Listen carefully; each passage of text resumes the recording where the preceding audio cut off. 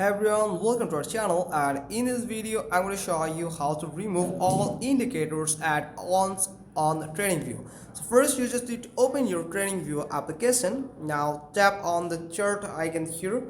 Now you will get all the just these drawings and all the indicators here. So let's just add some indicators here.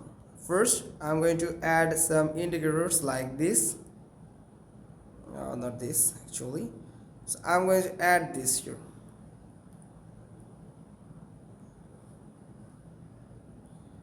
Not this actually, here and here it is. I'm going to add this here.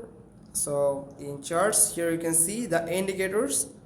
So if I want to remove all indicators at once on TradingView, then I just need to tap on this pen icon here, drawing icon here. Now swipe left and you will find remove option here. You can just tap on remove. Now you can just tap on remove indicators, so it will just easily remove all the indicators that you have on TradingView at once. So that's how you can just do it. Hope you got this. If so, then give us a thumbs up, leave a comment below, and thanks for watching. Till next time.